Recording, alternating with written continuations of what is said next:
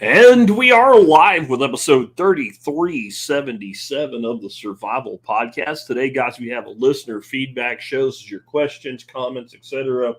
to me by email. A few of them are from things like YouTube comments and stuff like that. We can dig into it. Anyway, welcome back to another week of the Survival Podcast. I hope everybody's weekend was as productive as mine. I didn't get everything done I wanted to get done, but I got a lot done, and we'll tell you a little bit about some of that today. TSP 23, the ticket sale has come and gone in record time. 4 freaking minutes. 4 minutes sold out for the year. I just want to say to all of you coming, thank you, and I'm humbled. I'm humbled to be able to sell out an event of this size in 4 minutes flat, and to be able to still do that 15 years in. Thank you so much for that. And the number of people coming who are coming again, who have been here many times before, is huge once again. And thank you for that. The fact that people keep coming back means a lot to me. What else we're going to talk about today? Governor Karen is at it again. Of course, I'm talking about New Mexico's governor, who I won't even bother saying her real name. She is forever shall be until there is a superior Karen in government. She shall be Governor Karen. She's at it again. She had her unconstitutional executive order smacked down with a TRO for you non-legal types. That's a temporary restraining order. She's now revised it, and we'll see where it goes from there. We'll just talk about that one real quick. We're also going to talk about another politician, Mayor Kyle, I guess we could call him, Eric Adams, actually, right, in New York City. He wanted New York City to be a sanctuary city. So now it is. They've got about 100,000, 110,000, something like that, migrants come in the last year. And he says it's destroying his city. Well, I'll let him tell you about it when we get to that segment. It's awful funny to listen to these liberals talk shit about, everybody that doesn't do what they say you should do is a racist until they have the problem themselves. So we'll talk about that. And then we're going to talk about something. I've been getting a lot of questions lately. What did you call? What was the word you had for that, et cetera? What was somebody asked me about Pornell's iron law of bureaucracy today. And I got like 6 emails that were similar to this in the past week. So I don't know what's going on there. But there's one asking me for something that I don't really remember saying. Somebody's asked me for a word that I used or a phrase that I used when something that is supposed to help actually does damage, but it's not really that it is supposed to help. It's actually supposed to do the damage, like letting untold numbers of illegal immigrants into a country with no plan for what to do about them once they get here. But what it made me think of is something that keeps coming up in the comments, so I'm going to talk about it, and it is possuid. Possuid, I guess would be how you'd say it. POSIWID, and that is the purpose of a system is what it does, not what it claims to do or purports to do. We'll talk about that. We'll also talk about how to get your hands on subprimals. I did a show recently. It was pretty popular, I think. It was one that seemed like it went really well. And some people have been trying to do it, and that was on cutting meat and getting your own subprimals and breaking them down. And a guy said he went to Costco and asked one of the meat guys if he could get something. Now, he didn't tell, when he followed up with me, he didn't say what he said. And I said, if you told the guy you wanted a subprimal, he might not know what you're talking about. But generally, if you say you want a shoulder clod or a chuck roll or something like that, those guys are pretty good about that. Now, not every Costco might have stuff like that available. One thing you might want to do is look in the meat case and see what they have in the meat case. Because if they don't have like chuck roasts and stuff like that in the meat case, they probably don't have any chuck rolls in the back. Yeah.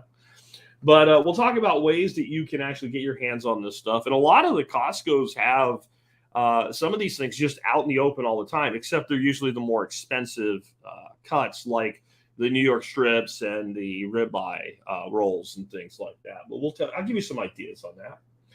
Then I've been getting a bunch of questions about what's going on with Berkey water filters and the EPA's bullshit. The EPA says that Berkey water filters are now a pesticide. Well, I hadn't been talking about it much because we did talk about it on the first Tuesday chat with Nicole and John Willis. But I got to always remind myself that doesn't go into my podcast feed. So not all of you guys listen to that. So I'll tell you, and it was also, I was waiting to hear, like, what was Berkey's response to this? Well, they have a press release out, and I can now tell you definitively how the EPA is claiming that a mechanical filtration device is in fact a pesticide. And I hadn't said much on it because the explanation that I was given, which is since they claim it filters bacteria, didn't make sense. This, well, it makes sense. It's still stupid. And it all has to do with silver. Silver, yeah. Now, when we talk about alphabet agencies in the government, they don't really tend to get anything right.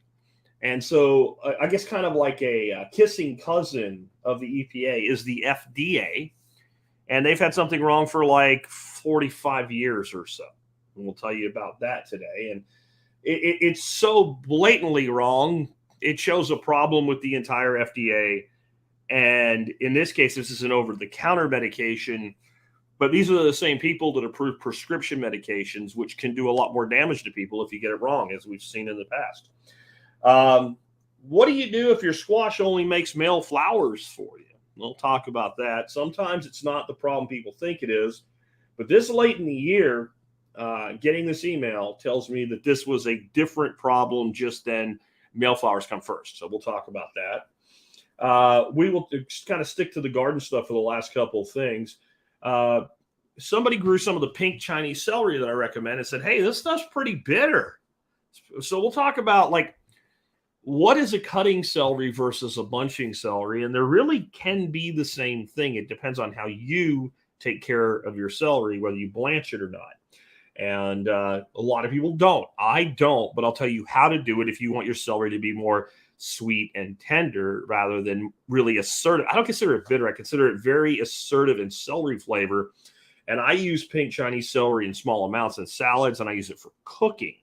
And so I'm looking for a stronger flavor. If I actually go buy celery in the store, I will use all the outer parts for my mirepoix when I'm cooking and things like that. I want that assertive flavor from the celery when I'm cooking with it. And if I'm going to eat it raw, then I want that inner white, nicer tasting, more tender stalk that they call the heart. And we'll talk about that and how you get a heart of celery from your celery. All you really need is a piece of string or something like a torn rag. And then I'm going to talk about our item of the day today and how I would use it, because something cool is going on. There's a deal of the day on the #1 selling item off T-Spaz, which are the galvanized 4-foot by 8-foot long raised garden beds. It's shipped with panels so you can bolt them together. And if you do that, then, you know, they can ship them for less. And they're on sale today for $125. They're normally about $150. And I said when I brought this item to you, I can't see a way that you could buy the lumber to build a raised bed, especially 2 feet high, for $120 a bed for a 4-foot by 8.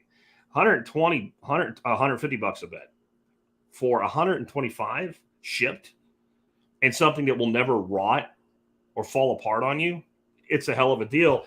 Well, I've had people asking me, like, I got one. What do I do now? Like, what's my setup procedure? And I'm like, you mean bolting it? No, I got that.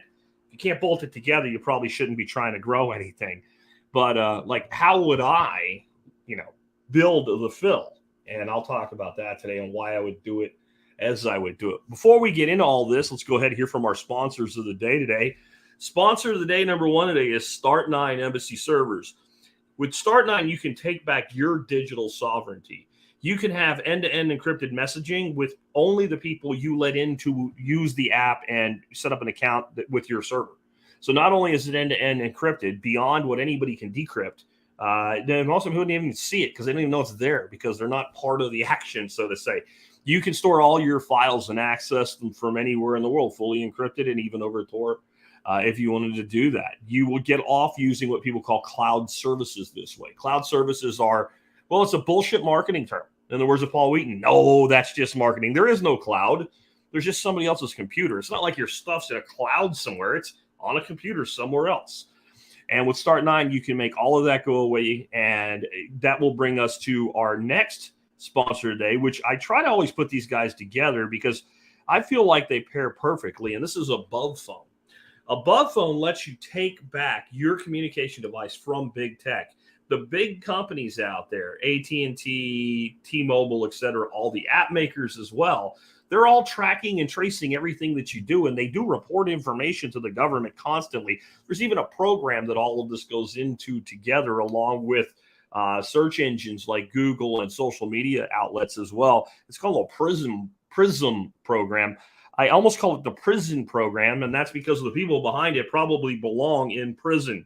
But Above Phone is just an excellent company with a great option to have a completely private ecosystem for your apps.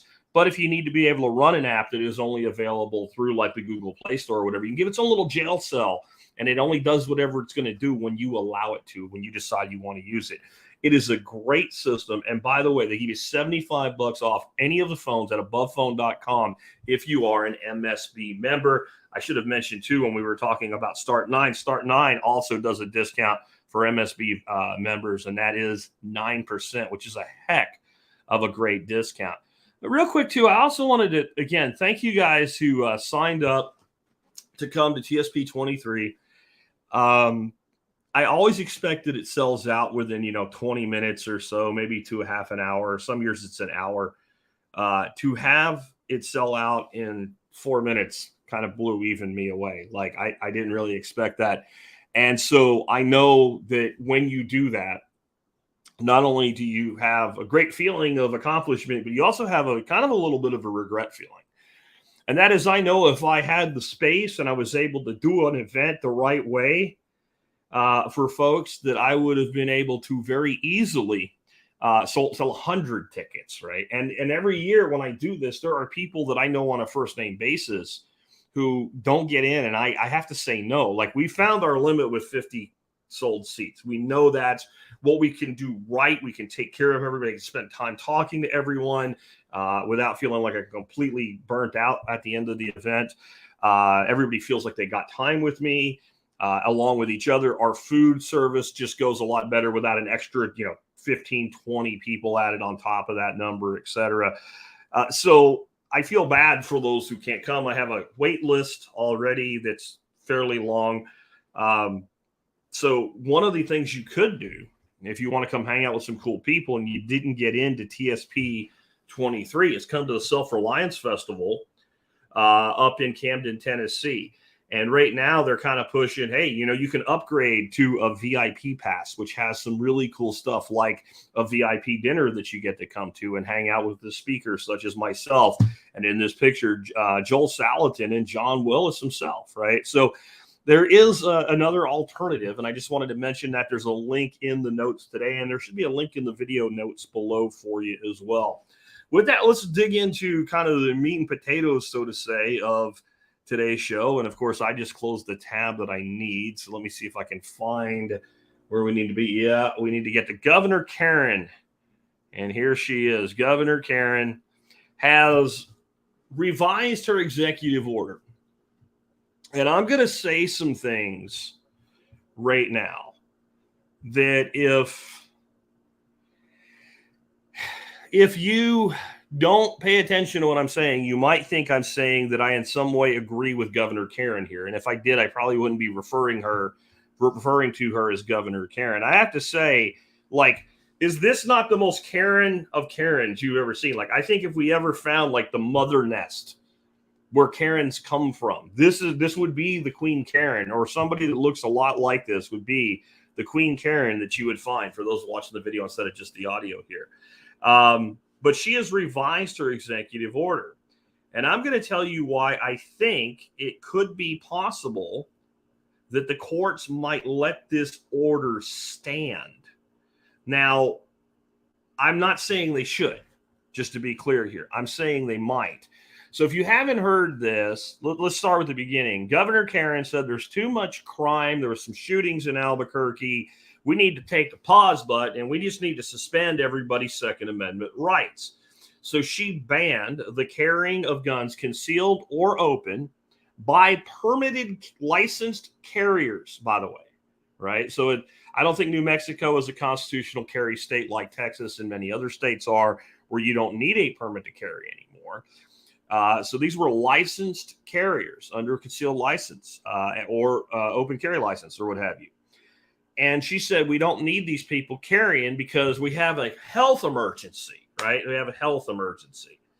So the people went apeshit over this. The state attorney general, the sheriff for the county that Albuquerque's in, and the police chief all said, yeah, we're not going to do that. Governor Karen said, yes, you will. And they said, yeah, make us. And of course, she really can't. Her excuse for doing this, by the way, was she said, if you want to build consensus on gun legislation, I'm here to tell you can't. So Governor Karen banned guns unilaterally with executive action because she couldn't get the legislature to do it, and that's her justification. Well, a judge looked at this and said, yeah, no. TRO again, temporary restraining order. What that means is the judge in the case says this is immediately null and void, pending a hearing or actual case trial, because I don't think you can win. That's why they issue a TRO. Like, there's such a likelihood that the people bringing this will succeed, that there's no reason for it to be left in place until the actual court date. And so she got smacked down, and any reasonable person at that point would realize that it's time to stop Karening. And I have made Karen into a verb with the ing, Karening. I think I created that. And go do something more useful or productive, like, actually see to the needs of your people instead of trying to take away guns from people who are the safest people on the planet. People with background checks and concealed carry permits are the least likely to offend and commit crimes, period, across the board, not just violent crimes. And specifically at a time where you have these shootings going on, where the thing you most need is a good guy with a gun to stop a bad guy with a gun, and you're going to take the gun away. In fact, the sheriff said that his brother was the victim of a gun shooting and a shooting. I should have gun shooting. What other kind of shooting is there? He didn't end up dead, but somebody took shots at his car. And he said, I'm not going to call my brother up and tell him he can't carry his gun to defend himself. She decided to narrow the scope. And what she said is, well, you can carry your guns everywhere except for parks and one other place she said you couldn't do it. I don't remember now what it is, but like parks and playgrounds. That's what parks and playgrounds. And it's a temporary 30-day thing, like she started out the first one. Of course, nothing is so permanent as a temporary program if you let a politician get away with it. Well, I'm sure she'll be sued again over this. But I'll tell you why the court might allow this to hold, or at least not do a TRO, let it hold until trial, is because it is a narrow scope. And that is something courts are far more likely to side with, especially on the initial hearing, is if a scope is narrow. Her other scope was very broad. And she may be saying, as the governor, I have oversight of public property, and in my view, we need to do this. Now, what's really interesting is that when she had the broad order, the place that people went to protest and carry guns and say, come arrest us if you think you can, Governor Karen. And of course, police chiefs like, go ahead, guys, I'm not doing nothing, was parks. They went to public parks to protest peacefully. So this could set up an interesting confrontation with the law enforcement officers who already said they don't want to do this, the governor and the people. Because if the people go out and protest again, now it's no different than last time, really. The cops are like, we're not doing it. But if the court allows it, it puts the sheriff in a different, or the police chief in a different situation. Now, I want to say one thing, and this is not a defense of Governor Karen, but I have heard a lot of people, specifically on social media, calling for Governor Karen to be arrested. They want the sheriff to go arrest Governor Karen. No, that is not constitutional. That is not within the sheriff's authority.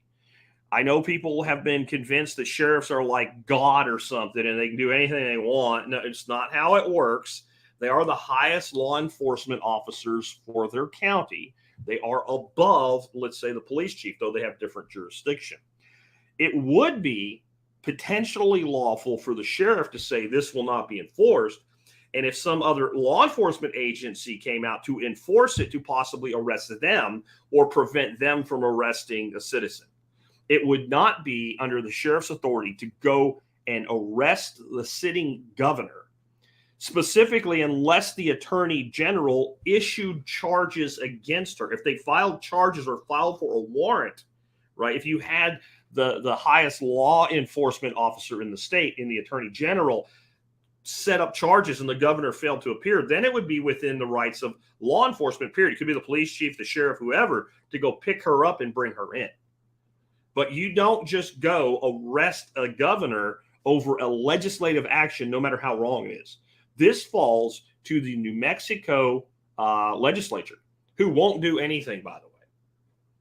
They won't do anything. But if there's something to be done with a governor in this situation anyway, it's not like she robbed a bank. It is up to the legislature to bring articles of impeachment. And they probably will do absolutely nothing. Moving on to other members of our government and their idiocy, let's hear from New York City Mayor Eric Adams right now. This is, on some levels, this is delicious. I'm just going to say, listen to this guy who campaigned on the following. This is what Eric Adams campaigned on. New Mexico is and will remain a sanctuary city. We will be welcoming to all migrants, no matter what their supposed legal status is, because it's the right thing to do. This is the campaign that got this man elected. And now you're going to hear him blame Governor Abbott, my governor in the state of Texas, for his problems in New York City, because he's a madman that put these people on a bus and shipped them to New York City. Well, I'm going to show you, after we hear from Mr. Adams and I talk a little bit about what he has to say, how ridiculous it is that he thinks a number like 110,000 is a big deal based on how many people a day are crossing the southern border. And the majority of them, let me just tell you, the majority of the southern border crossings are on Texas's border. And it's simply because our border is the longest one. So we're dealing with numbers that make this look like a day at Disneyland.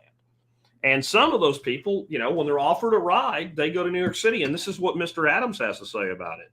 Would a madman down in Texas decided he wanted to bus people up to New York City? 110,000 migrants. We have to feed, clothe, house, educate the children, wash their laundry sheets, give them everything they need, health care. And this team here, we stated, let's do everything possible before we have to push it out into neighborhoods and communities. Month after month, I stood up and I said, this is going to come to a neighborhood near you. Well, we're here. We're here. We're getting no support on this national crisis, and we're receiving no support. And let me tell you something, New Yorkers. Never in my life have I had a problem that I did not see an ending to. I don't see an ending to this. I don't see an ending to this. This issue will destroy New York City. Destroy New York City. We're getting 10,000 migrants a month. One time we were just getting Venezuela. Now we're getting Ecuador. Now we're getting Russian speaking coming through Mexico. Now we're getting Western Africa. Now we're getting people from all over the globe have made their minds up that they're going to come through the southern part of the border and come into New York City. And everyone is saying it's New York City's problem. Every community in this city is going to be impacted. We had a $12 billion deficit that we're going to have to cut. Every service in this city is going to be impacted. All of us. And so I say to you, as I turn it over to you, this is some of the most educated, some of the most knowledgeable, probably more of my commissioners and deputy commissioners and chiefs live in this community. So as you ask me a question about migrants, tell me what role you played. How many of you organized to stop what they're doing to us?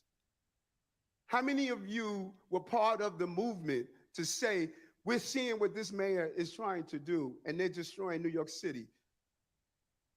It's going to come to your neighborhoods. All of us are going to be impacted by this. I said it last year when we had 15,000. And I'm telling you now, with 110,000, the city we knew we're about to lose. And we're all in this together. Do you understand the level of bullshit and buck passing you just heard at the end there, right? I mean, come on. So his citizens are telling him this is a problem. He's saying, yeah, it's a problem. But what have you done? Why haven't you guys, New York City citizens and residents, that, by the way, are swimming in the worst inflation that this country has seen in most living people's lifetimes, with some of the highest real estate prices and the highest taxes anywhere in the country, frankly, anywhere in the world? There are very few places in the world where a person will pay more in taxes than a U.S. citizen who makes a decent income, which you have to do, and lives in New York City. I mean, it's insane. Why haven't you organized to get us support? Now, I'm not going to play it, but AOC went out and did a little conference in the streets of New York City about this issue. It did not go well for her. New Yorkers are pissed, and they shouted her down. And whoever the dude was with her at the end said, we will not be bullied. We're not going to have democracy being bullied. I think people being pissed off at their elected officials and telling them to their face they're pissed off at them and they're not okay with their solutions is democracy in action, not bullying. But her solution is we need a bunch of federal money brought in here so we can give these people jobs and support and education. Because what else is going on in New York City right now? You can look it up for yourself if you doubt me, but you should know by now when Jack tells you something, he has a reason for telling you, and it's very seldom that I'm wrong. But what's being reported is there are districts now where white kids, and it's probably not just white kids to be fair, but specifically white kids are being expelled from school, not because they did something wrong, but to make room for illegal immigrants because they have to go to school. They don't have the resources your parents do. You're rich. Clearly you're rich. You're white, and you go to school in New York City. You can go to private school.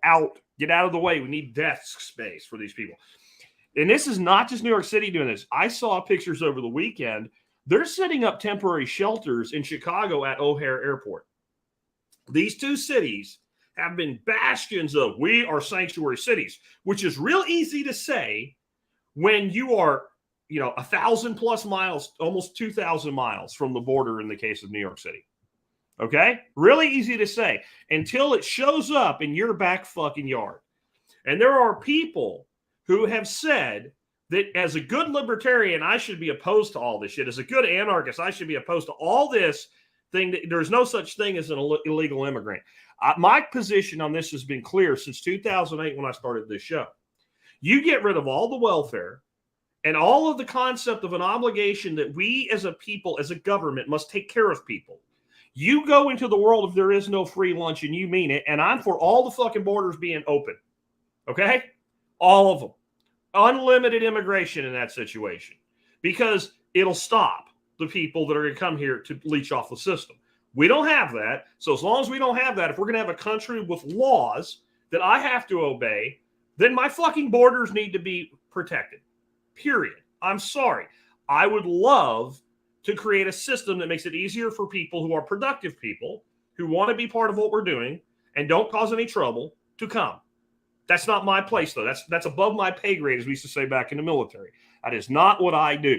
I advocate for what I think we need, and then it's up to people to advocate themselves and to get it done. But to blame the citizens of New York City who elected this clown as their mayor when he promised to do exactly what he's done, which is promote this ideology. And the person that this guy should be pissed off at, and the mayor of Chicago should be pissed off at, is not, Greg Abbott. All Greg Abbott's doing is realizing that the cost of a Greyhound bus ticket to anywhere other than Texas is less than the cost of providing support for these people.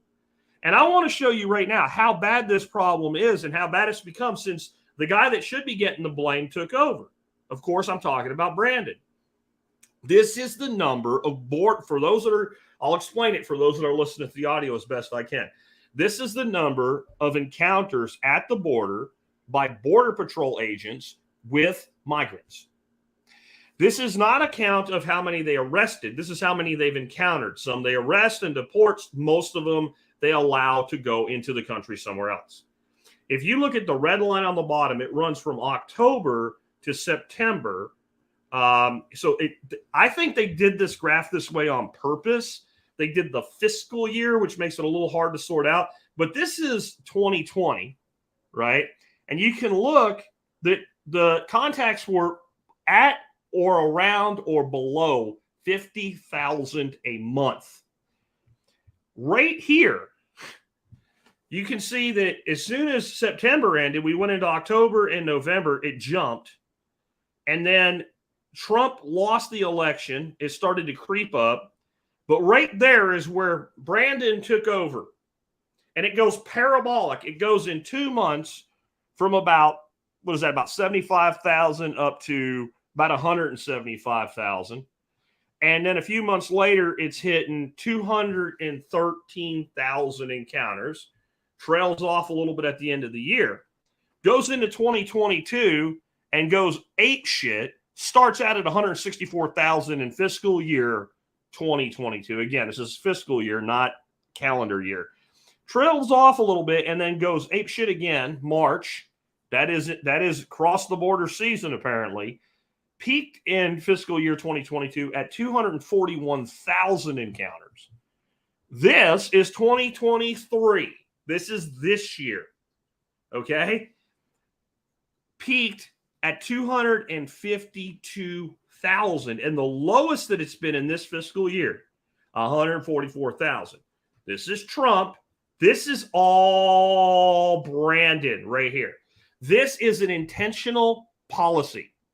We're going to get to the system does what it's supposed to do in just a second, right? What the purpose of a system is. So Eric Adams is upset that 100,000 migrants are in New York City. Texas is dealing with the vast majority where we're having 200,000 plus a month come into the country. Completely unchecked. Completely unchecked. And he's worried about 100,000. Listen, bitch. Okay? This is what you wanted. And if you want to tell somebody you need support and you need something done, I suggest you call the fucking White House. Because I think when you're the mayor of one of the largest cities in the world, the financial headquarters of the United States, that you can talk to Brandon. I think he'll take your call. You need to call him. You need to get your ass on the phone to the mayor of Chicago. And the two of you need to say, close the fucking border down. And when he tells you you can't do it, say, well, the orange man did it. He didn't do it perfectly, but he did a hell of a lot better job than you're doing. Are you less competent than the orange man? You can give that answer yourself. But I'm telling you, that's a conversation I'd be having.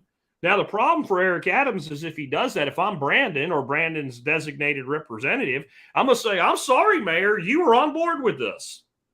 You were on board with this. And this is how all of these bastards are. When they advocate for things, they're assuming that I will never have to personally deal with the consequences of this.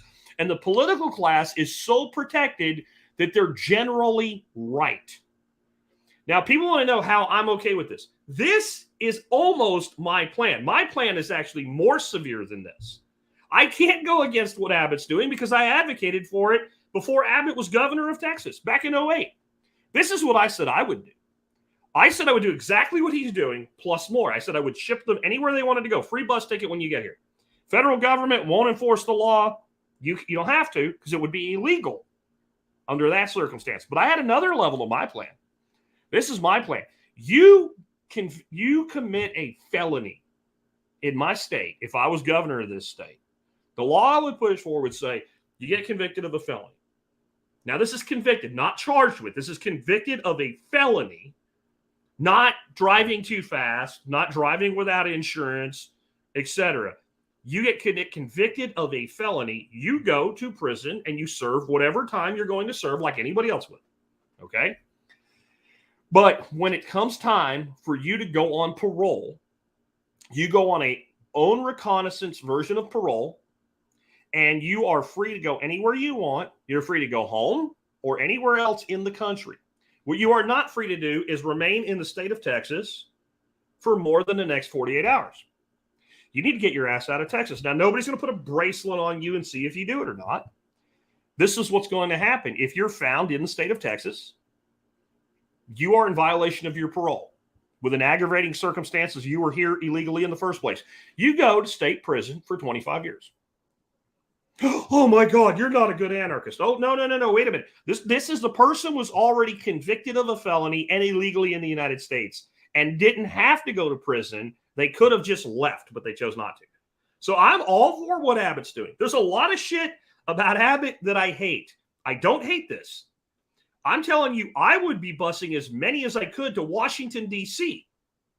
because this is where the real problem comes from. I would be dropping off right in front of the Capitol steps and go in that. And some of you might remember me saying this years ago, more than a decade ago. Go into that round-ass building and tell those fucking people in there that they need to figure out what to do to help you because they're the ones that said you can come. They're the ones that won't fix this fucking problem. So I have always been of the belief that people who cause problems should deal with the consequences of the problems that they cause. I don't necessarily think that they can fix it, but I don't care. What they could do is stop doing the thing that's making the problem so bad. So I gave the same advice to my sister-in-law, who's a school teacher, when she was having a problem with a particular kid, and she would send the kid to the principal, and the principal would send the kid back to the class. I said, turn it around and send him right the fuck back. Just keep sending that kid to the... No, you tell that principal until they do something, you are not allowed back in my class.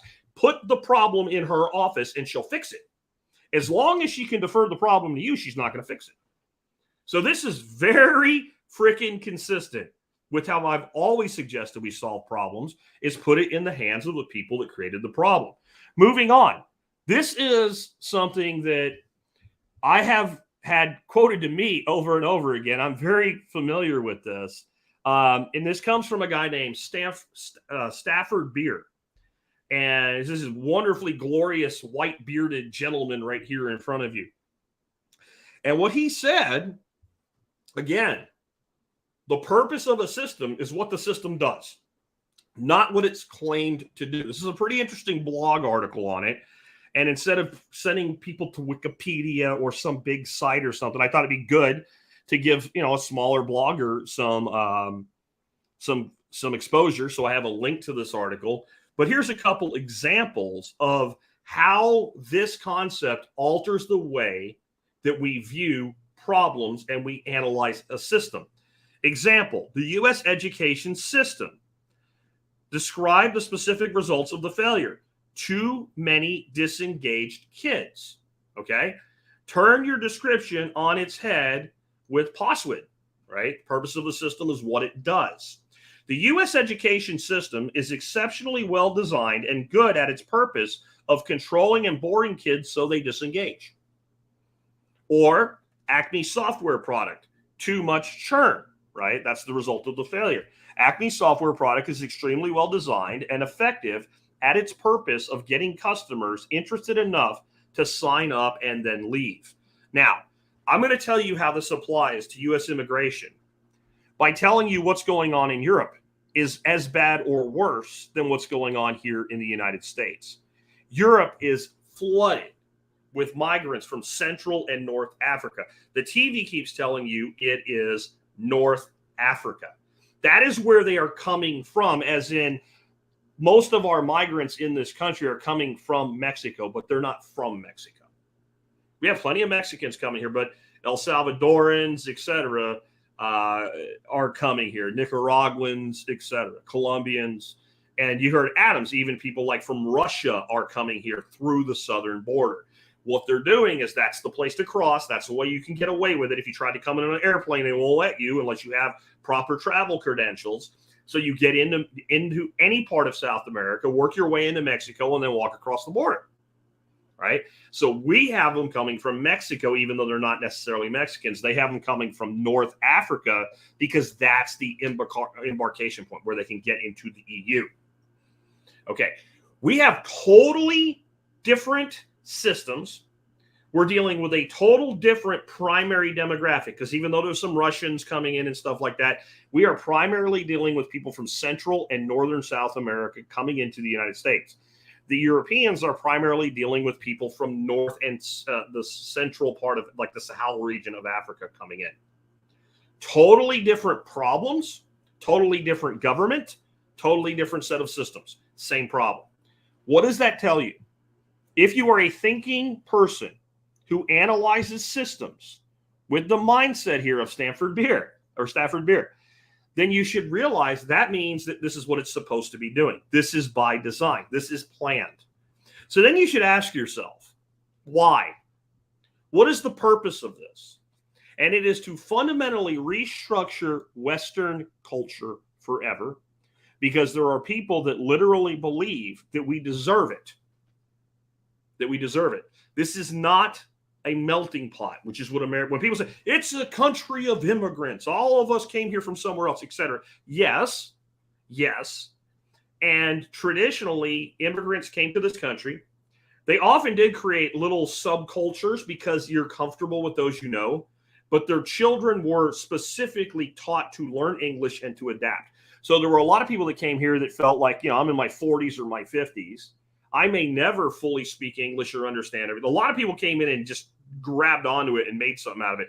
But there were people, they did whatever they could to get here for their children. That's why they did it. And they wanted their children to grow up and be Americans. My father-in-law came here from Holland after World War II with his wife. They started a family, and he forbid his kids to speak Dutch in the home. They were to speak English. We are Americans. We speak English. The proudest day of his life was when he became an American. He was a Marine, a Dutch Marine, part of Reconstruction World War II. His father was part of the Dutch underground that basically was out doing things like sneaking Jews out of the country and killing Nazis. This is the kind of guy you wanted to come here. And he built his career and his life here in America. And he was very, very proud of that. If we want an immigration system like that, we need an immigration system that lets people like that get to the front of the line and come in. But we're not going to solve that today. But what they're doing, don't think they don't know. It's taking an education system that's already shit the bed and ripping it asunder. How do you expect a teacher that's an underpaid hero that doesn't wear a cape, right? Okay? Yeah, they should be put on a pedestal and worshipped or some shit the way some people act. How do you expect that person with a class of 20 to 30 kids that has 4 different languages in that group other than English to teach? Well, they can't. Even the limited, shitty way that we run education today, which the purpose of the system is what it does, you're destroying even that. How do you get a country where you already have automation starting to take jobs, runaway inflation to work, bringing in tons of unskilled labor? Well, you don't. They're doing this on purpose. And the fact that the same shit is happening here in Europe at the same time with totally different demographics. The majority of people coming into the United States from Central and South America are either Catholic or no religious affiliation whatsoever. Some sort of form of atheist or atheist light. Like religion doesn't play a thing to them, or they're Roman Catholic. Why? It's not like Catholics, the Pope told them to come. Who knows, maybe, right? But as far as I know, the Pope didn't issue an edict and say, hey, go to America. That's because that's the primary religion, right? Is Roman Catholic. The primary religion in North Africa and Central Africa is what? Muslim. So you got Muslims going into Europe. You got primarily Roman Catholics coming into the United States. The EU is a loose federation compared to the United States. Each nation has its own laws. These nations have individual sovereignty. They could deny entry. Most are not. And the ones that do, like Hungary, they immediately label the freaking president or prime minister or whatever of that country Hitler. Like they consider the president of Hungary Hitler. He's a Nazi. Why? Because he protects his country? Because he puts his people first? That makes him Hitler? This is being done by people with incredible power intentionally. This is why the Orange Man had to go. This is why there's like 5 criminal indictments or whatever it is on, enough charges to put the guy away for centuries because he dared speak the truth. Now, this isn't raw Trump, raw Orange Man for me. You know that. But the one thing that the establishment hates more than anybody else in politics is a populist. I can say a person's a populist and they're out for the people first and not agree with everything they do, because God knows I feel that way about Trump, and God knows I feel that way about RFK, Robert F. Kennedy Jr., right? I feel the same way about him, like he is a populist. Why haven't they attacked him anywhere near with the ferocity that they attacked Trump with? And let's take it back before Trump was elected. Back when Trump was a candidate, they were already doing this, frothing at the mouth, because Trump could win. They'll call RFK a kook. They'll talk about his vaccine stances, etc. And they'll say he's a conspiracy theorist or whatever, and they'll shit on him. But they won't ferociously attack him the way they did the Orange Man, because the Orange Man is a double threat. Populist that can win. Why do you think RFK's uncle is dead? And is, well, I mean, really, like how many people out of family are gone? But I'm talking about the one that was president. Because he was a populist. JFK was far from perfect, but he was a populist. His greatest concern was doing the right thing for the American people. The minute you go to do that, you disrupt the agenda that these people have. You absolutely disrupt the agenda. And again, the purpose of the system is what it does. Let's move on. So a lot of you guys have been asking about this. This is another example of the purpose of the system is what it does. The stated purpose of the Environmental Protection Agency is to protect the environment and protect people. What I'm about to explain to you does neither one of those things. Berkey filters, if you can read this press release from Berkey themselves, so now you can get the truth instead of speculation. Berkey water filters are treated with silver, small amounts of silver. They do not leach into the water. No one's ever shown that you end up with silver in your water. Not that it would be a horrible thing if you had a little bit of silver in your water. A lot could be a problem. You could turn blue like the Smurf guy. But why do they put silver in a freaking water filter? The same reason they put small amounts of silver in bandages that you put on a wound. It's antimicrobial. It kills bacteria. That's why you do it. The medical industry uses it all the time for that very reason. So Berkey's filters were labeled as treated with silver. That is something the EPA can regulate. So somebody at the EPA, for whatever reason, I don't know, I assume because they don't like what Berkey stands for, decided to use that and determined that the filters were a pesticide. Because silver can be used as a pesticide. Therefore, it uses silver, it is a pesticide. Now, this is interesting to me. And it's interesting to me because they are not the only water filters treated with silver. You can find tremendous numbers of water filters treated with silver. And why do they do it? Do they do it so that the silver will kill bacteria in the water? No, the mechanical filtration does that. You could take the silver out and the mechanical filtration will still work. But what can happen is you have a wet, dark, room temperature environment in that filter zone, especially when the water comes down and the filter is exposed. That is a bacterial growth environment. So they impregnated the filters with silver so the filters would not grow bacterium. Now, that's all fact, and it's all bullshit, and it's an example of an alphabet agency doing shit it is not supposed to be doing, but the system doing what it's supposed to do, which is run interference and cause problems for people. That's what the EPA does. It forces mandates on entities and individuals that otherwise would be unenforceable. That's the purpose of the EPA. My guess is for several decades, at least 2 decades, Berkey has told the state of California to go fuck itself in the ass with a box-style cheese grater. And what I mean by that is Berkey did all this testing to prove that their product did what they said it did. Okay. California said, yeah, we don't want those tests. We want these tests, and we want them done in these laboratories because we decided we did. And Berkey said, fuck yourself. We just won't sell in California. That's all they did. They didn't fight it. They didn't sue. I believe somebody in California that's part of this got fed up with it because basically Berkey's giving them the middle finger and got on the horn with somebody at the EPA, or somebody from California in that line of work got hired into the Brandon administration and went to work for the EPA and turned around with a vendetta. It's not like it would be the first time that it happened.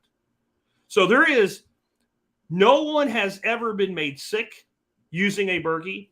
There is no test results that were provided to anyone that showed anything was a problem here. This was simply a matter of a bureaucrat looking at a thing and going, can I do this thing under my purview, whether I'm supposed to or not, whether it benefits? Because who benefits from this? I guess the only other party that might benefit would be a competitor, and there could be some of that in there, but I have no evidence of that. Except for, like I said, there are other water filters that are impregnated with silver particles that are not being attacked for this. There's plenty of products out there that have silver in them that are not regulated as pesticides. It's bullshit, is what it is. And it's not like these people don't have a tendency to be wrong. Okay? And this is a different organization, but they're like incestuous cousins, the FDA and the EPA. So let me play this for you. This is, again, the FDA just released this information. This is a pretty short video. And it might kind of glance right over your head if you don't really pay attention, because it's so... The lady reading it has all of the charisma of a beer bottle. I mean, really, without the label on it, without the beer in it, and the bottle cap's thrown away. Like an empty, labelless beer bottle.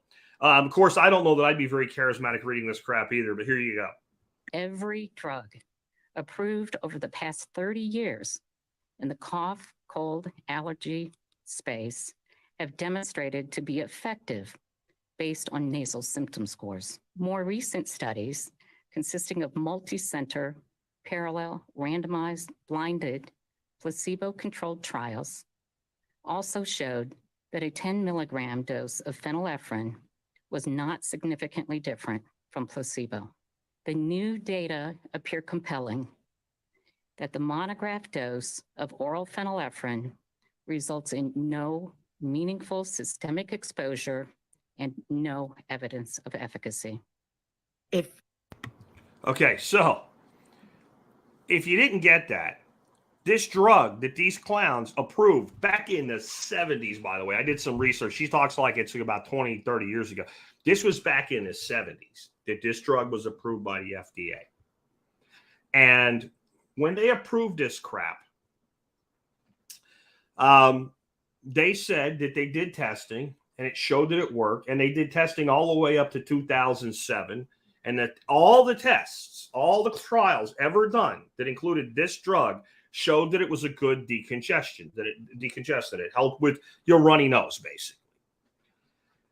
But the new way they do the trials says it doesn't work. So there's only two options here. One, the FDA approved an over-the-counter medication for more than 40 years that doesn't fucking work, or the FDA is now taking away a medication that does work under the auspices of protecting the public.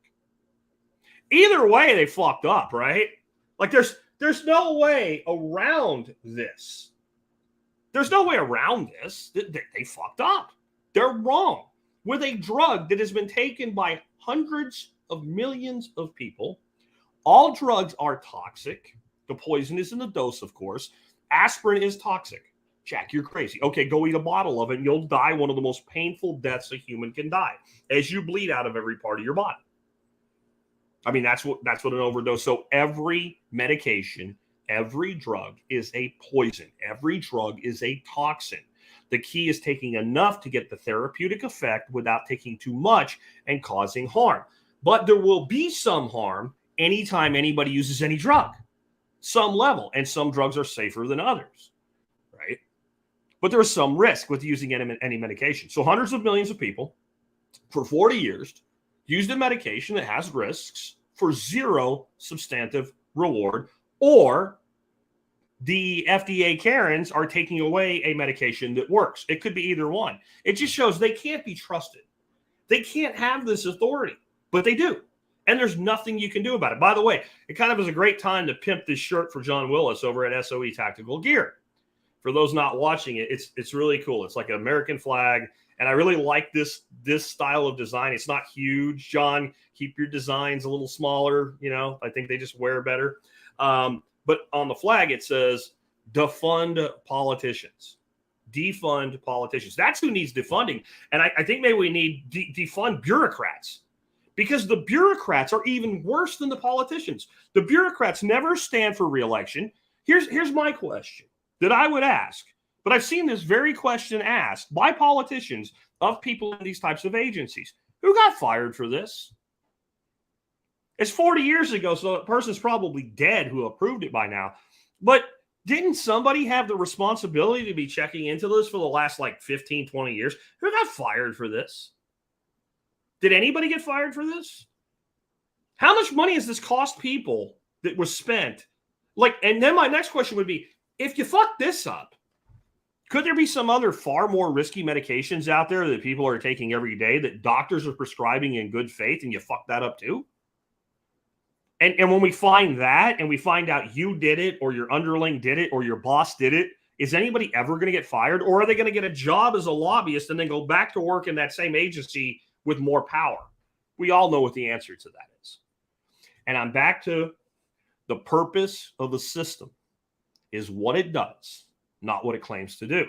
What is the purpose of the FDA? The purpose of the FDA is to ensure that pharmaceutical companies make lots of money. That's its purpose, because that's the only thing that it really does well. Tell me anything else the FDA does really well. Tell me. This is the same organization, by the way. There was a baker, I believe it was in California, I could be wrong about the state, back in the 80s, that made this bread, and they put a certain amount of nutrient in it, certain specific minerals and vitamins and all, that were like immune boosting or something like that. I remember reading this in a book, and it was 25, 30 years ago I read it, so I won't get every detail right. But they made a claim that it was good for supporting the immune system or something like that, but they didn't word it exactly to what, there's loopholes. There's needle threading you can do to get through that. The FDA came in. That same fucking Karens here that did this shit with this drug, they told you it was okay to take for 40 years, doesn't do anything. And they said, this bread is now medicine. It's now drugs. All this bread is drugs. Nothing in the bread was a drug. The way they described the drug made the bread a drug.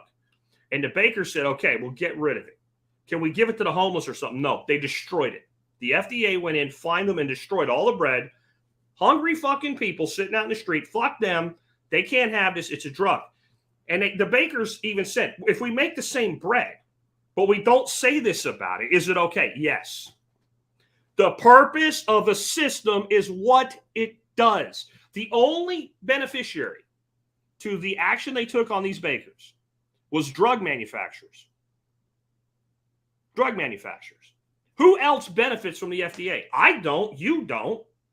What did Trump do that they hate? Right to try. If there's a drug that might work and you are at end of life and you have no hope without it, you get to try it. Even though it's really hard to do, he did that. Well, who does that threaten? Drug makers. You would think that benefits drug makers. No, it doesn't. No, it doesn't. Drug makers only want their drug approved when they want it approved. They don't want it being used early. You see, there's something called planned obsolescence, right? And there, every time a company, and I'm going to use a different example, one I have personal firsthand knowledge of, that has nothing to do with drugs here, and wasn't regulated like this, so they could really get away with anything they wanted. I used to work for a company called Fluke Networks. Now, if you know Fluke Multimeters, same world, different subsidiary of a larger corporation called Danaher. Fluke Industrial makes electrical test equipment and shit like that. We made network test equipment for computer networks and stuff. I was the regional sales vice president of the Northeast United States for almost 4 years. And In that time, I was able to watch new product come out, and we would have the product ready to go. I and my sales force would carry a quota based on having this new product available, let's say, for 9 months of the coming year that we were going to be judged on. 3 months goes by. That only leaves 9 months left in the year. No freaking product. Do we have the product? Yes. Can we get the product onto distributor shelves? Well, no. Well, why? Because we're not ready yet. But it exists. Like, what I'm saying is, if we wanted to, could we? Oh, yeah, we could do it if we wanted to. Why aren't we doing it? Because the number crunchers were figuring out when the optimum time was to maximize profit, bringing this product out. Because we wanted to clear the inventory of the lesser product first. But we wanted to specifically clear that inventory into places where it would not conflict with the new product. It wouldn't be like, well, I have this already, so I don't need the new one now. So we were specifically pushed to push the product inventory into places where money really wasn't an issue, where we could go back and upsell them later and they would still do it. They didn't want us selling this equipment to, let's say, your small cable and jack installer that has, 15, 20 employees. They wanted us to string those guys along because they would just be like, okay, we're good for a couple of years now. That's what they're doing. So when you think that a drug company wants their drug approved as fast as possible, it depends on the situation. If you're talking about Johnson & Johnson or Pfizer, right, somebody like that has a lot of drugs on the market already, they want to time that. The other thing they want to time it to, they want to time it to right when the generic becomes available. So again, what did Trump do? He told the truth and he put the people first. In that instance, not everywhere. Trump was a good and a terrible president at the exact same time. On some things, he was outstanding. His mouth got him into a lot of trouble, and he was an asshole to people, which is a bad thing to do in politics because they already hated him. I guess he felt like he had nothing to lose.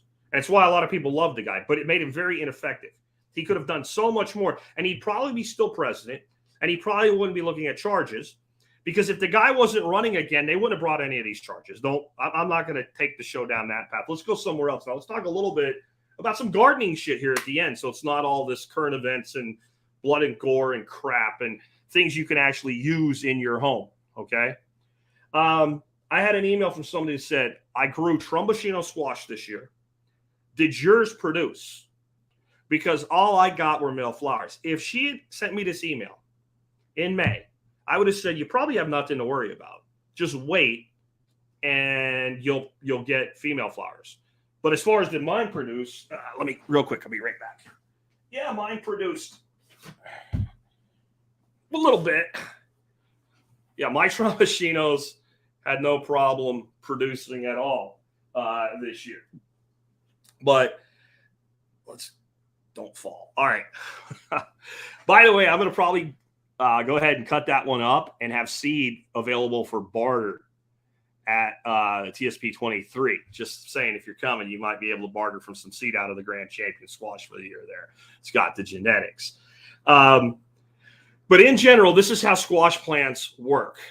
They have male and female flowers, and it's really easy to tell. Your female flowers will have a little bitty squash, and that blossom will form at the end of that little squash. And if it gets pollinated, then that squash will start growing. If it doesn't, that squash will wilt away and die. And genetic adaptation, the squash, its intrinsic wisdom, right? And I'm not anamorphizing a squash now, right? Vegemorphizing, I don't know how you would put it, right? I'm not saying they think like we do, but there's an innate intelligence in all living things. And the squash, for lack of a better term, knows or has evolved due to the fact that it must have pollinators around to reproduce. Unless you have a gardener, and the squash doesn't know it has a gardener, right? That will go around and manually do some pollinating. It needs bees or other pollinating insects. So what they do is they've evolved to produce a shitload of male flowers first. The pollinators are now attracted, and if the male flower doesn't get pollinated, it doesn't care. It's useless without a female flower. And the plant hasn't given up the energy it takes to make that little mini squash. It hasn't lost its ROI on energy is good at this point, right? It takes a lot more energy for that plant to make a female blossom. So it attracts pollinators for a few weeks. Then it starts putting on female flowers when the pollinators are now attracted. And so that's why you always get males first. However, and if you go to almost every website that talks about this issue, they will all say, don't worry about it. There's nothing wrong. That's not always true. When you never get them, there's two things that can happen. One, the vine borers came and killed your squash, and it would have happened, but it didn't. That's possible. Again, getting an email in September about this, I'm thinking that's not what happened. A nutrient deficiency can cause this. And the primary nutrients that I would look to in this situation are calcium and magnesium and or zinc and iron, which are all part of my fertility program. And I have products on the website at the Survival Podcast. You can just search for calcium or search for zinc or magnesium or iron. Now, here's the thing about the products I recommend. And if you want to use a different product, I don't care as long as they're both present. Calcium and magnesium are a pair. You need one so that the other can be absorbed, just like humans. Plants need calcium and magnesium. If you can give all the calcium you want to the plant, if it doesn't have magnesium, it can't absorb it. And in really hot weather, it'll have a hard time getting calcium out of the soil, even if the magnesium is present. So you want to use a liquid product that can be foliar sprayed on the plant so it can go in through the stoma, I think, the little pore that opens on the leaves. And you want to spray the bottom end tops of the leaves. The same thing is true with iron and zinc, right? If either is deficient, it can't absorb the other. So that's why I recommend, and that's why most products come as an iron, zinc, or a CalMag. And that's the most likely nutrient deficiency. But a potassium deficiency can cause this as well. So a good broad spectrum fertilizer. And people would say, well, the plant grew really well, so it's not got a deficiency. It can be just under the required amount where vegetative growth is supported, but the formation of the female blossoms isn't. So if you ever have this problem, those would be the first places I would look. A good high phosphorus fertilizer plus CalMag and zinc iron supplementation. If you wanted to figure out which one it was, test your soil. That would be one thing to do. The other thing you could do is kind of like treat different plants with different things. And the one that starts working, that would narrow it down. But then you're giving up production for that year. That's probably what it is. Next, I had a guy email me, and he's like, hey, man, I grew that pink Chinese celery that you recommended from Baker Creek. It's beautiful. Looks great. It's pink and white and cool, and it's awesome, and it grew great. And it's bitter as shit. All right, so when you go to the store and you buy celery and it's not cut up, it's a bunch, right? It's in a very tight bunch. And they put it in that plastic sleeve. That sleeve's not why it's tight. It grows that way. And it can either be bound up, or another way that they grow celery is, especially in really sandy soils, and this is why you'll find a lot of dirt inside your celery up a few inches. They'll dig a trench, and they'll plant the celery in the bottom of the trench. And once the celery starts to come up, they'll backfill the trench, and that will naturally do what's called blanching. If you've ever grown cauliflower, to get good cauliflower heads to form, once they start to form, you take all of the leaves and you bundle them up around the cauliflower head and you tie them. We used to use like old rags and shit like that when I was a kid. We grew cauliflower in Pennsylvania. And that makes a nice, tight, and sweet cauliflower head where you get this gnarly, because it will turn into basically what it really is flowers. If you've ever let cauliflower or broccoli go to seed, the part you eat turns into a flower. Right? That's where it reproduces its seed from.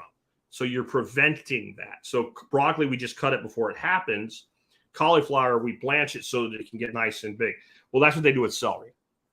And so that's why your outer stalks on a celery bunch are somewhat bitter and tough compared to your inner ones. The more light they get on them, the more chlorophyll is active, and the tougher and more stringy the celery gets. That's why, again, your celery heart is that really light colored, like white or light green.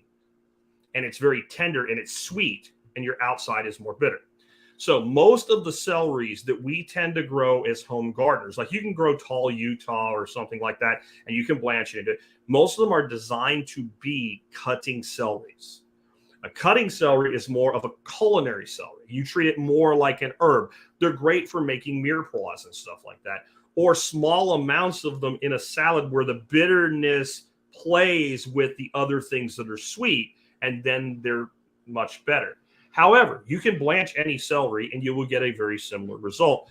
Once that plant really begins to form, again, you can either backfill a trench, or you can take like old t-shirts. That's what we used to make most of our rags out of, was old t-shirts.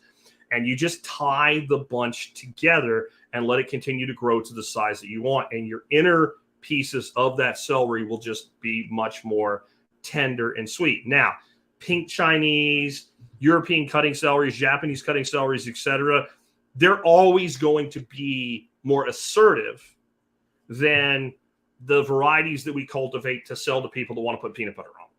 They just are.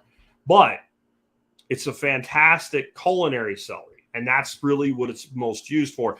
The other thing that's really great to do with these celeries is take the larger stalks and chop them up, dehydrate them, and use them in soups and stews, because when you dehydrate a vegetable, you basically get rid of the water and you leave everything else behind. So when water goes back into it, there's an exchange and it pulls a lot of flavor out. If you want to see what I mean, take a handful of any vegetable that you like, celery, carrot, whatever, and chop up fresh and put it in a glass of cold water. Throw it in the refrigerator and leave it there for a day or two and taste it. And you'll taste some vegetable flavor, like a vegetable tea you've made. Take a similar amount when reconstituted. So if you had a handful of fresh, a small amount of the same vegetable dehydrated, that will expand to about what you put in it. Put it in a cup of water and let it sit overnight. Taste that water. It will have an explosion of carrot or celery or whatever flavor in it. So a lot of times when we're making dehydrated vegetables or anything dehydrated, we're giving something up in texture and what have you.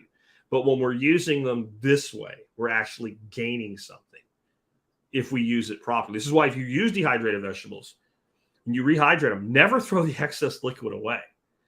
Even if you don't have a use for it right now, put it in a jar, put a lid on it, throw it in a refrigerator, and use it in your cooking. Use it as a kind of additive to like where you would use a vegetable stock.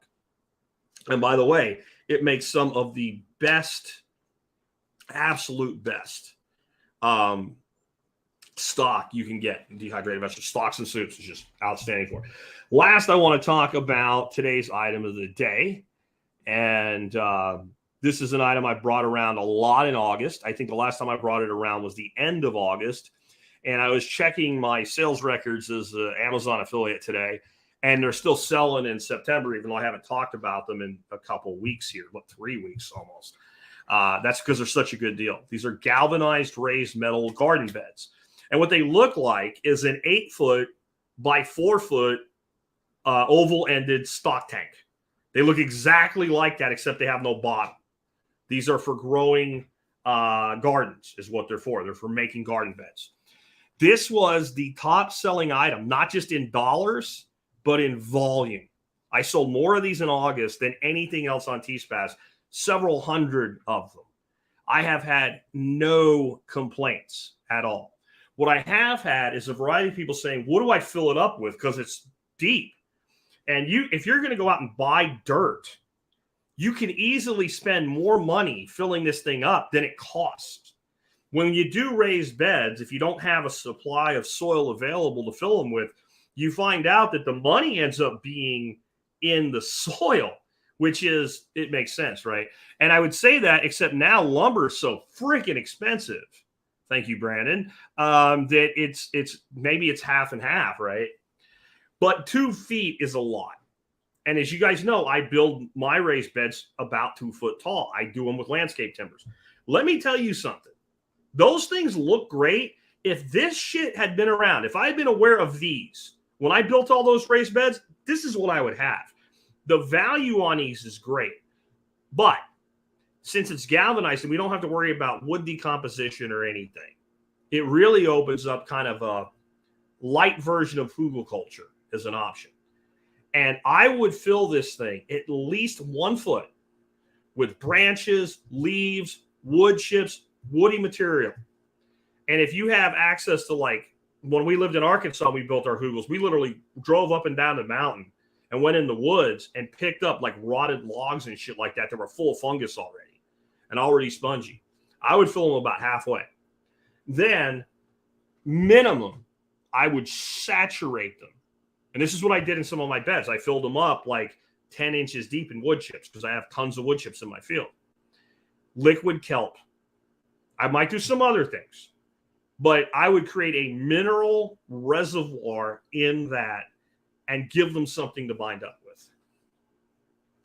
And I would also use a cup like per bed, maybe 2 cups, 3 cups of a product that's on my site as well through T-Spaz called Cavern Culture. It's made with guano, but it is infused with a massive amount of beneficial fungi. And so you're infusing these now wet wood chips with beneficial fungi. And I would just take, again, a couple cups of this stuff per bed and a light dusting across the top. And then I would probably put somewhere in the neighborhood of a pound of a good multi-spectrum organic fertilizer there to give it some nitrogen to bind up with, but not to give it so much that it instantly starts composting. I don't really want heat, though you could this time of year. You could put a few pounds of blood meal down there, and you would have a slow compost going on down there, then bonding with the carbon, and it would actually warm your roots, right? So depending on where you are and what you want to do this fall, this time of year, that could be a play you'd make, but it's not what I would do. Maybe a pound, 2 pounds of a good multi-spectrum fertilizer. Specifically, in my opinion, Dr. Earth is the way to go, and you can buy direct from them with a 10% discount if you're an MSB member, or you can get them on Amazon through my links, either or, because they are a discount provider. Ecomouse is saying azomite helps. I love azomite, and I love rock dust and all green sand and all that, but I would probably not put that down in the wood. I'm going to put that up in my soil level. And then you're only filling about half of the bed with soil. And then remember this, there is no need, I will say it again, there is zero need to fill your bed all the way up. In fact, I think that's a mistake. I like my beds filled up to where there's a couple inches from the top. So if we have a 2-foot bed and a 1-foot layer of woody material, some dirt might trickle in depending on what kind of woody material we're using, but we only need to fill up now 10 inches of soil. That's a lot less soil. That's tons less per bed, literal tons less. And so that's what I would do. And then I would, amend my soil as necessary. One of the reasons I like leaving that space is I like to mulch. So if you have that lip on your bed, when you mulch, it doesn't all fall off. Yeah. And I like to add compost every year. And I like to scatter mulch and things like that. So it holds everything in. And honestly, there's no reason you couldn't leave it even 3 inches deep. And that's the way that I would kind of lasagna garden with these things. And if you said, well, if I have access to lots of different woody material options, what would be my best bet? Wood chips, especially when we're trying to basically save space. Because if you can get them for free from like tree trimmers or something, which is how I got, well, I didn't get mine exactly for free. Every time they dumped one of those big ass trucks of them for me, I went out and bought like a couple 12 packs of beer and left them for the guys. Because I figured that way they would come back, and that shit does work. That works way better than chip.io or whatever, where you're supposed to be able to request like that. I know it's worked for some of y'all. It's never worked for me. And it could be as easy as drive around. If you see guys doing trimming work, say, hey, dump that shit in my field. I'll give you a couple cases of beer. They might even say, I don't need the beer. Okay, I might do it anyway. What do you drink? Right? Because goodwill goes a long way. If I didn't have as many as I had, what I would do, I have a place near me called Silver Creek Materials that I buy stuff from when I can't get it. And there's people that literally take their shit to there and pay them to take it. They take the wood chips and run them through a finer chipper and either make compost or sell it as mulch and sell it back to the public. I would sit, if I had a place like that near me and I couldn't get it any other way, I would sit down there and I would write the name. I would sit there, sit down, put a podcast on, Jack's podcast or whatever, sit at the entry point for about an hour and write down the name of every marked truck that goes in there with a load. Do it in the evening. They're generally dumping in the evening, right? You see those trucks going in the morning, they're usually picking material up. So I'd write them down and I'd start making phone calls. Because what you might find is the guy that you talk to driving the truck doesn't give a shit because he gets paid to drop it off and sit in line and wait to get in. And it's not his money. But you start talking to people that pay bills, like, really? Well, how much can you take? How much you got? That type of thing. Because I probably got 50 yards sitting in my field right now. And so that's what I would do. All right. Zone 6 Eric says biochar. I would absolutely use biochar. I would not use biochar in that wood layer. I'm going to put biochar in the soil. And specifically the upper layers of the soil is where I'm going to want to do that. You want to always charge your biochar up and make it inhabitable for microorganisms. And the simple, easiest way to do that is put it into your compost. So when you're adding compost as top dressing and all, you're constantly adding carbon to your soil. That is what I would do personally. And maybe if I was putting a new bed in today, maybe before that last top dressing, I would put down a scatter of biochar as well. Charge the biochar. All right, guys, with that, let's go ahead and wrap up. We don't really need to do a T-Spaz item of the day because I kind of blended it into content today. But I'll just say that at any time, if you're going to do some online shopping, if you go to tspaz.com first, you can help us out no matter what you eventually buy, whether it's the stuff we talked about today or not, really doesn't matter. I'll also remind you guys about the MSB or Member Support Brigade. I just recently picked up some cannabis products from one of our suppliers called Akira Botanicals, A-K-I-R-A Botanicals. We have several in the cannabis space. I really like them. It was a rather large order. I saved $55 using my own discount code from my own program. My membership's $50 a year. That one order, if I was a paying customer like you would be, would have covered my membership for a year. I'd help supporting the show. And if you use cannabis products at all, and you are not an MSB member, you are throwing money away and you hate money. You should not be doing that.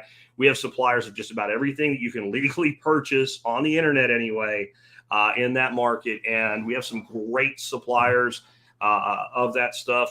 Brave Botanicals and Ashley's Garden, Angie's Garden. If you want a sleep aid, I mentioned Akira, but Angie's, their CBN, I think it is, their sleep aid product. I'm going to tell you that stuff, if you're using it when you go to bed, don't use it till you're ready to go to bed. It is non-optional. It doesn't make you high or anything, but when I say knock you out, I mean knock you out, sleep until the next day.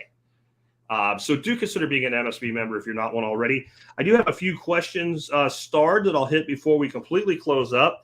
5 to be exact, a couple from EcoMouse, Tech Sold, 229 Mick, and Bill. If you have a question for me and you didn't just hear your name, I didn't see it because I only got one good eye.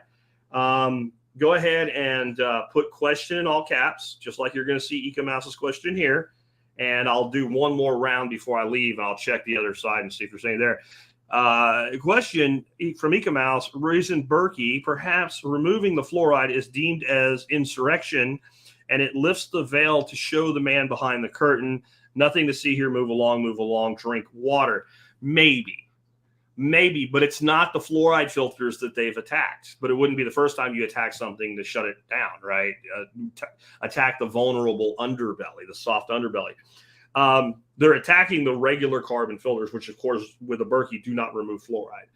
The government is very protective of its fluoride program, though, and they won't tell you that, and this is a God's honest truth, most of the fluoride in this country comes to us from China, and it's literally removed from smokestacks, and it's considered an environmental toxin.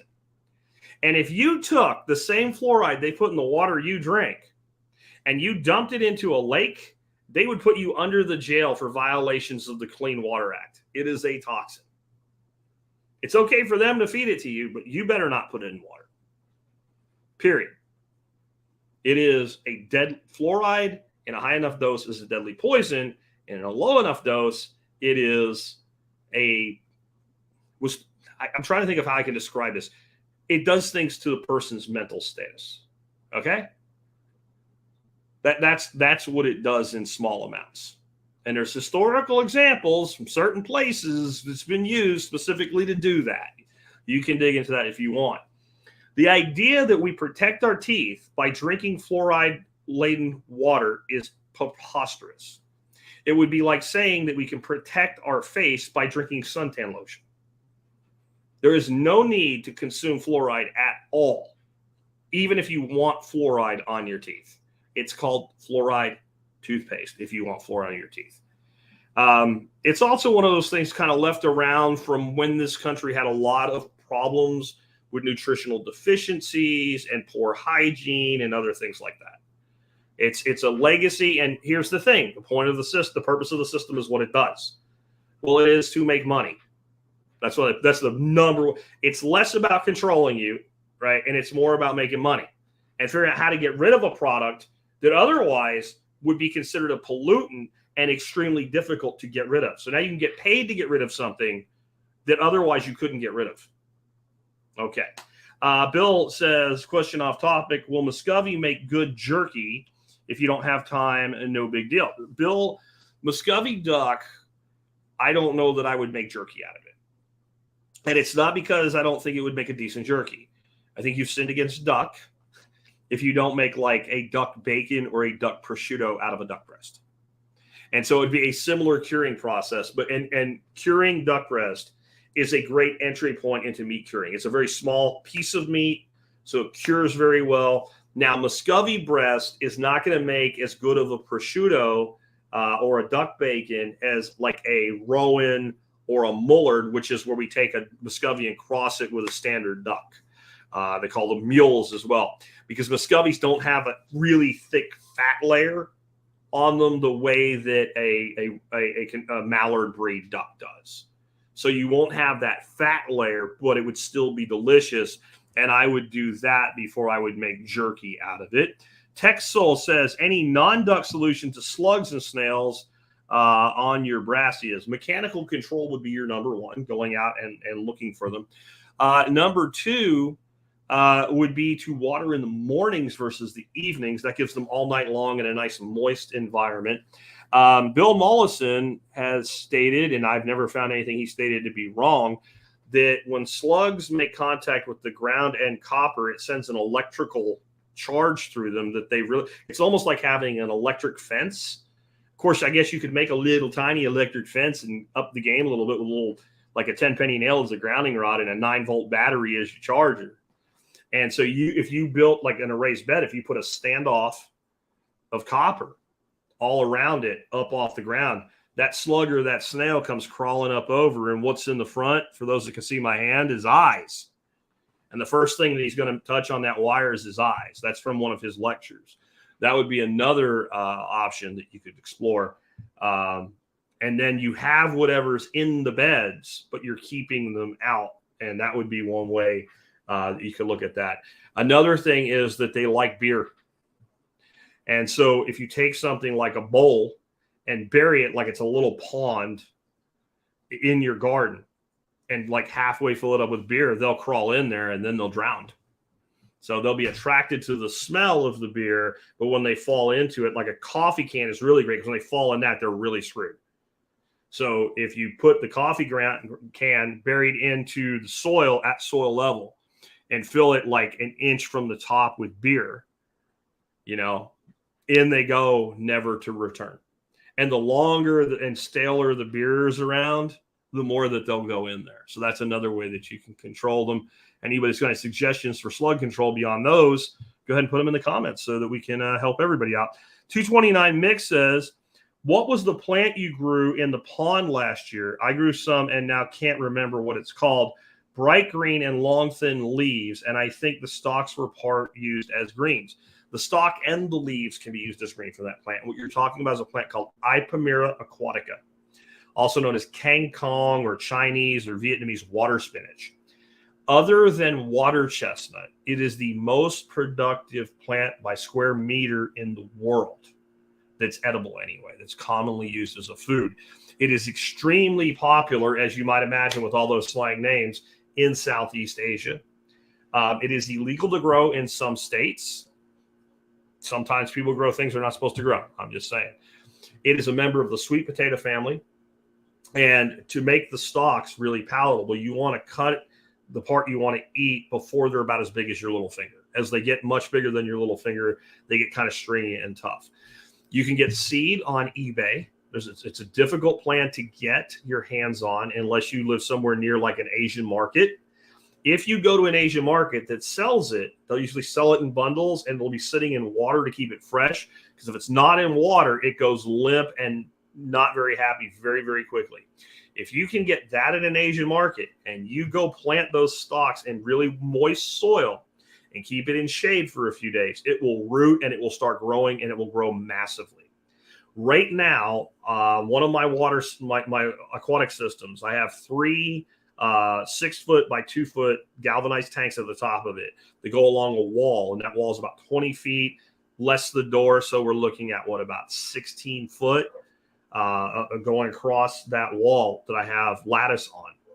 It is growing 6 foot up the wall right now. And it's 4 red solo cups with soil in them, each with a plant that did that. Because I stuck them in one of the ponds, because I was going to do something with them later, and I forgot about them and they took off, and I didn't want to mess with them at that point.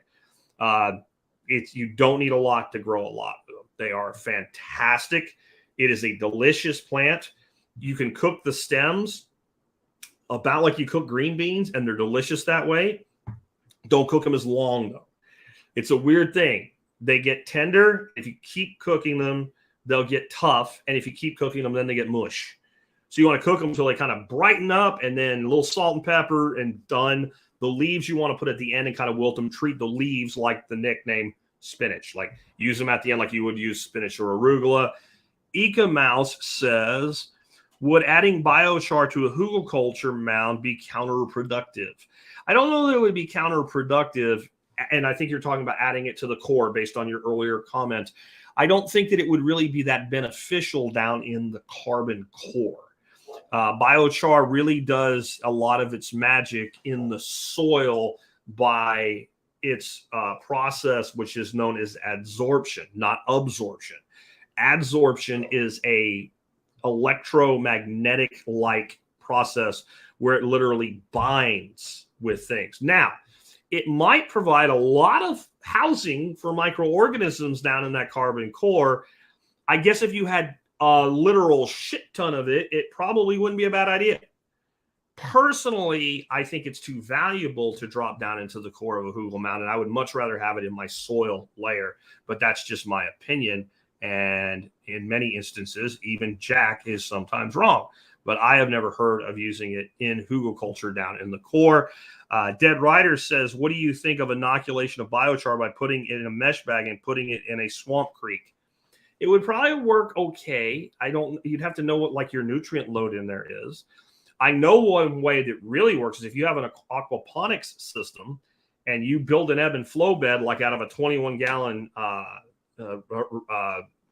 concrete mixing tray, and you let it ebb and flow in a deep, rich aquaponics system for about a week, it is fully inoculated. The thing is, your nutrient level in your water will go to shit for a while it's just taking up all it can get.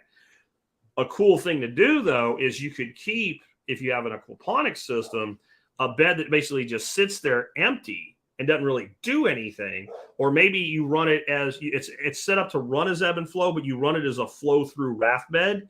And if you ever get it and keep some biochar around that's not inoculated, and if you ever start to see a problem in your system, fill that sucker up and turn the ebb and flow on, right? Because you can run an ebb and flow as a flow-through. It's all about where you set the standpipe, right? You can even leave it on a 1545 timer like I teach, and it'll run water through it every 15 minutes, and that's plenty to bring oxygen to your raft plants. But all you would have to do is drain it, fill it, and start running it, and it would clean that up. But yeah, I don't really think it might. If it's really high in nutrient, I mean, try it and put it alongside something, and when you do that, see if it works and compare it. Like, grow some stuff that is like, don't do legumes. Do something fresh biochar would have an adverse effect on, and trial it side by side. And do it. You can do it just in do a lot of it. Do a few little pots like you do starts in, and that would show you if it's working for you or not. And I would do like 3. I would do a couple plants that are done with a known inoculant. I would do some that's from the swamp creek, and I would do some with naked char, and compare the 3. That'd be a good scientific way to figure it out. Deborah just said, why does my trunks not develop? The squash starts growing well, but the bloom never opens. It gets about 2 feet long and then starts getting soft. So you're having a different problem. Your problem is not what the earlier question was, which is I thought where you were going. Maybe you just missed that part. So what she's having is the females are showing up, but they're not forming. There's 2 things that can cause this. Again, a potassium deficiency. And that plant needs more potassium when it's fruiting than it needs the rest of its life cycle. That's likely. Another is that you're getting blossom end rot, which is a calcium deficiency. The most likely thing is you're not getting pollination.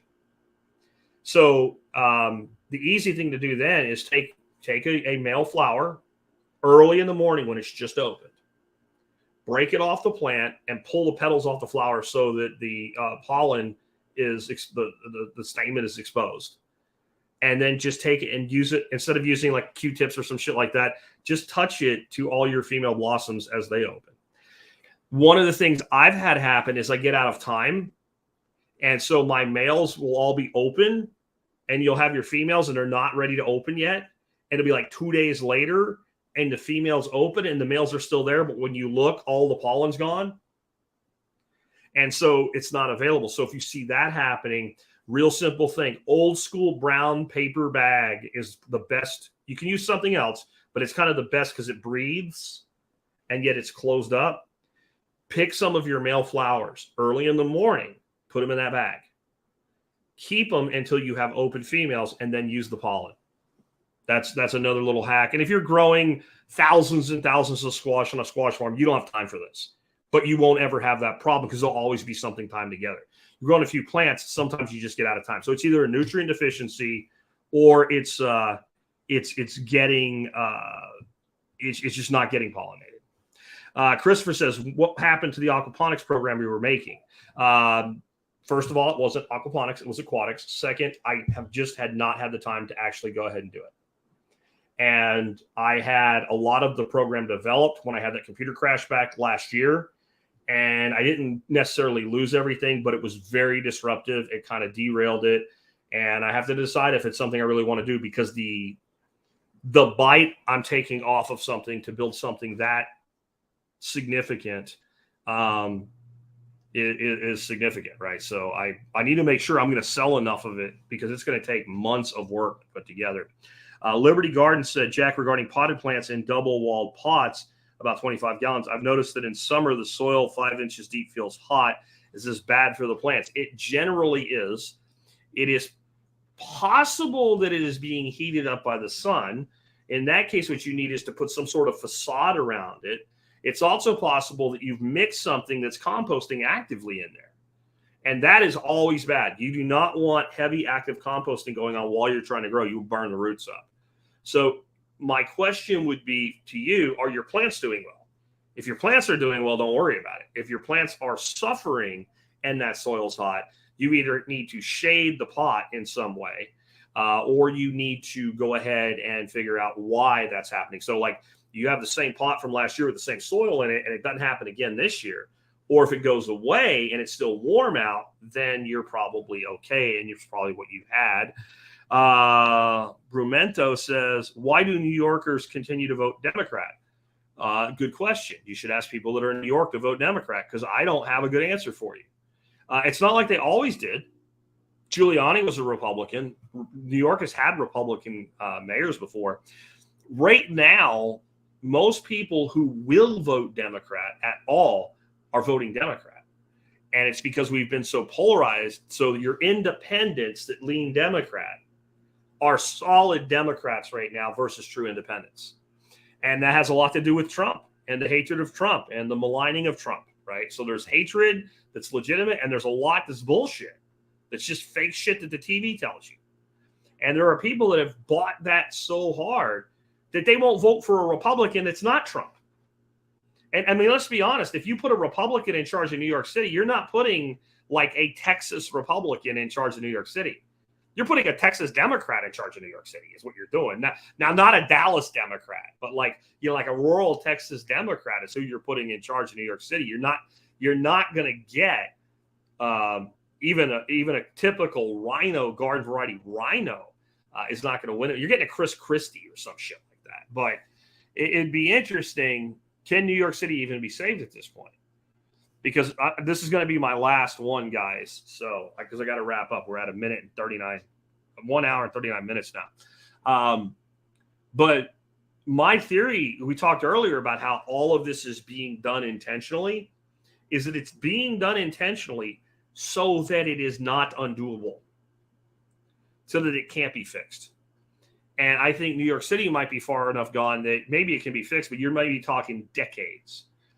And one of the things that was really accurate that, what's his name now? The Unabomber, right? Uncle Ted Kaczynski put in his manifesto. Whenever I talk about this guy in any way other than completely hateful, there's always, you're supporting a murderer. Shut up and stop listening to me if you're going to go there, right? Because I cannot help somebody that's that brain dead. You're thinking just like these people. But one of the things that he said in his manifesto that was absolutely true is you don't want your side in charge in a crisis. You want the other side in charge in a crisis. And I don't mean the made-up crisis, like a real crisis that's really hurting people. You don't want to be in charge. You want the other guy in charge when there's a crisis so that you can sit on the outside and go, see what he did? Even if your side fucked it up. You want to be out of office when the crisis is raging so that you can then say, I have the solution. And the problem with that is, with a long-term problem, is you say you have the solution. Sure, you get elected, but then you can't fix it. So the other guy says it's your fault, and it just keeps getting back and forth, and it never, if there is a side that could fix it, they never stay in power long enough to fix it. And this is Cloward-Priven strategy is what you're looking at right now. If you want to look that up to learn more about it, because I certainly can't go into that today. But it is destruction of our way of life intentionally. It is a vindictive destruction of Western culture.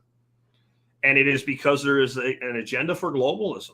And you can say I'm a conspiracy theory and I'm wearing a tin hat or whatever. You give me a more plausible explanation then. This many smart people are this incompetent at all times. And in Europe and the United States simultaneously at the same time. Sure. I'm the conspiracy theory, right? I mean, not the person who just believes what the TV says, right? I am not a conspiracy theorist. I am a plot spoiler. I just tell you what's going to happen before it does, and I sound crazy until it does. Anyway, guys, I got to go. Hope you enjoyed our first day back this week. I know I did. I'll catch you tomorrow with another episode, and we'll rock on through the week.